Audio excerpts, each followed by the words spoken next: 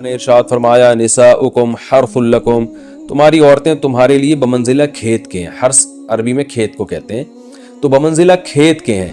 جیسے بیج ڈالا جاتا ہے کھیت میں اور اس سے پیداوار بڑھتی ہے، تو عورت کی جو ایک حیثیت ہے، نیچر نے جو اس کی ایک حیثیت متعین کی ہے، وہ بھی ایک نسل بڑھانے کا ذریعہ ہے، جس میں مرد کا جو اسپم ہے وہ بطور بیج کے ہے اور جو اولاد ہے وہ ایک پیداوار کی طرح ہے. تو اللہ نے یہ یاد رکھیں، اس آیت کو نا بہت سارے غیر مسلموں نے عورت کے خلاف بہت نیگیٹیوٹی پھیلائی ہے کہ دیکھو اسلام عورت کی توہین کرتا ہے، اس کو کھیتی سے تعبیر کرتا ہے.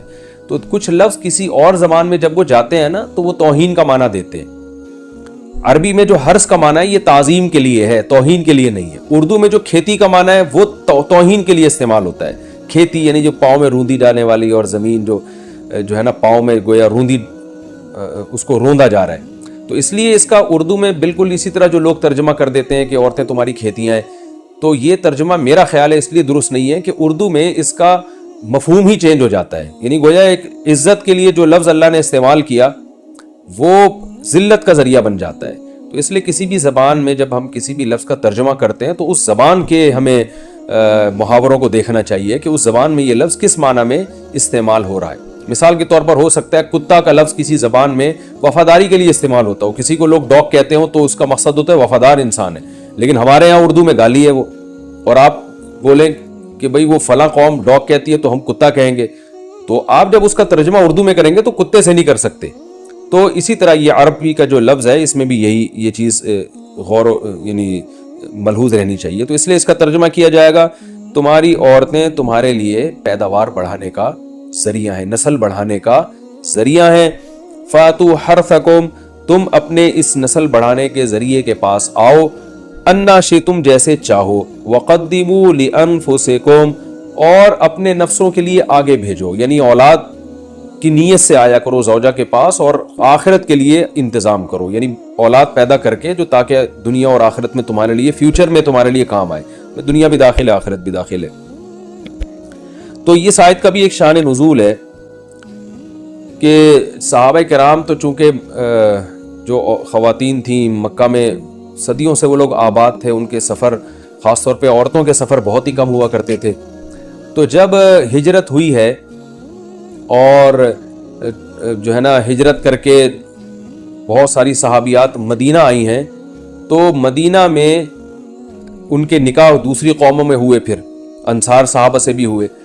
تو چونکہ تقویٰ تھا ان خواتین میں، للہیت تھی، تو بعض جگہ ایسے واقعات ہوئے کہ میاں بیوی کے جو آپس کا ریلیشن ہوتا ہے، ظاہر ہے وہ ہر قوم میں اور ہر جو ہے نا شخص کا مزاج دوسرے سے مختلف ہوتا ہے. تو بعض مردوں نے اس طرح سے اپنی زوجات کے ساتھ ہم بستری کی کہ ان خواتین کو پھر اشکال ہوا کہ پتہ نہیں اس طرح سے ہم بستری کرنا جائز بھی ہے یا نہیں ہے.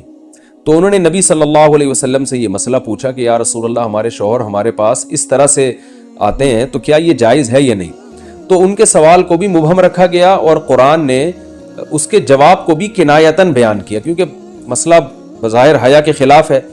تو قرآن جب بھی کوئی ایسی بات ہوتی ہے تو اشارتاً کنایتاً اس کا تذکرہ کر دیتا ہے تاکہ مسئلہ بھی واضح ہو جائے، کیونکہ ظاہر ہے اس کی ضرورت تو قیامت تک آنے والے انسانوں کو پڑ سکتی ہے نا. یہ تو ہر میاں بیوی کا اپنا ایک ذاتی مسئلہ ہوتا ہے کہ ہمیں کس طرح سے پرمیشن ہے، کس طرح سے پرمیشن نہیں ہے.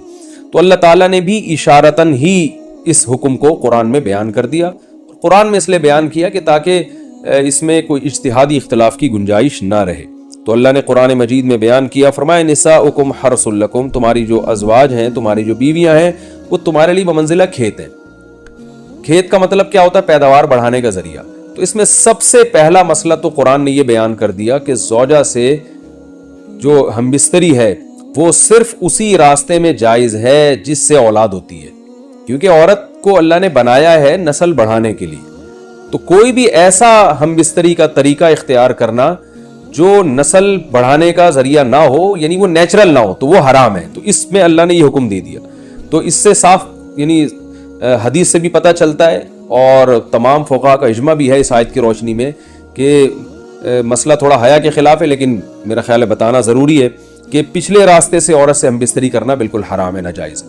اور نبی صلی اللہ علیہ وسلم کی اس پہ بہت شدید لعنت ہے، بہت شدید وعید ہے.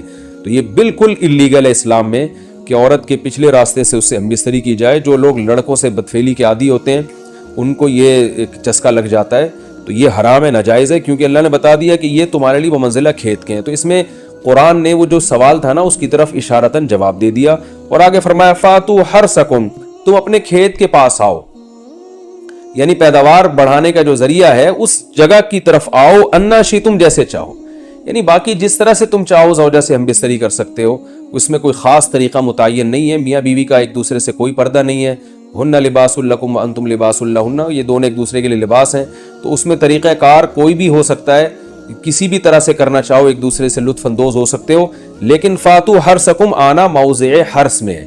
حرث کا مطلب وہ اس جگہ کی طرف آنا ہے جہاں سے نسل بڑھتی ہے، کسی اور راستے کی طرف، اس سے صاف طور پر جو ہے نا وہ جو فاسق فاجر لوگوں کی جو برائی ہے، جو لڑکوں سے بدفعلی کے نتیجے میں پیدا ہوتی ہے، اس کا اللہ نے قلع قمع کر دیا کہ اس کی اسلام میں بالکل اجازت نہیں ہے۔ باقی طریقہ کار کیا ہوگا یہ تمہارے اوپر، اس کی اللہ نے تمہیں اجازت دی ہے۔ وَقَدِّمُوا لِأَنفُسِكُمْ، اور چونکہ بار بار حرث کا تذکرہ ہو رہا ہے کہ نسل بڑھانے کا، اس لیے اللہ نے فرمایا کہ قدموا لانفسکم، اپنی ذات کے لیے فیوچر میں انتظام کرو۔ قدموا کا مطلب آگے بھیجو اپنی ذات کے لیے سرمایہ۔ کیا مطلب؟ کہ جب زوجہ سے ہم بستری کرو تو نیت اولاد کی ہونی چاہیے، تاکہ وہ اولاد دنیا میں بھی اور آخرت میں بھی تمہارے لیے ذخیرہ بن جائے۔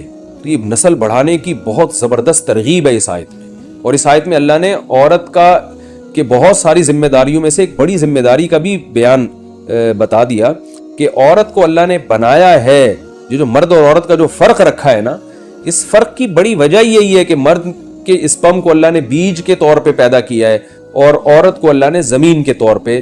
تو بیج اور زمین کے ملاپ کا بنیادی مقصد ہی نسل بڑھانا، پیداوار بڑھانا ہوتا ہے، نہ یہ کہ نسل روکنا۔